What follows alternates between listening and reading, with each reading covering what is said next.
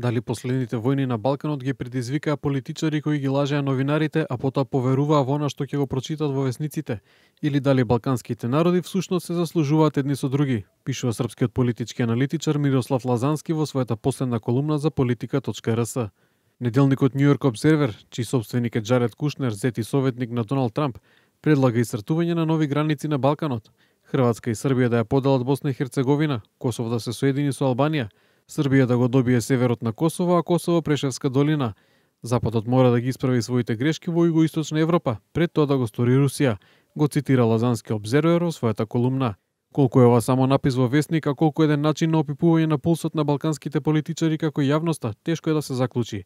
Реалноста е дека србите и албанците на Косово толку многу се мразат и илузија е дека можат среќно да живеат во кој било вид на мултиетничка заедница.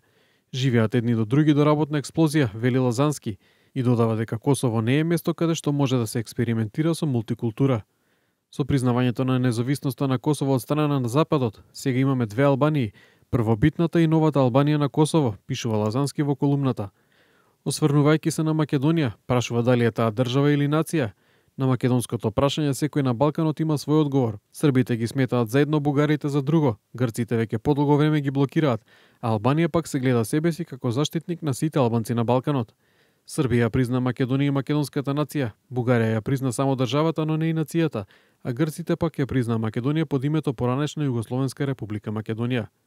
Според Лазански, најновите случувања во Македонија покажуваат дека одржувањето на мултиетничката држава е многу тешко во услови кога чукаат војните тапани на екстремните албанци, главно косовски доселеници. Сега се погласно се споменува и кантонизација на Македонија, што според Лазански е само првата фаза во поделбата на Македонија. Лазански коментира дека всушност Македонија доцна стигна на историската сцена, а поради тоа денес е загрозена и однатре и однадвор. За македонската држава името и историската символика која таа ја носи единствена шанса. Македонците не смеат да си дозволат ни најмала отстапка кога е во прашање нивната држава, изгледот на знамето и химната. Без тоа немаат идентитет, пишува Лазански.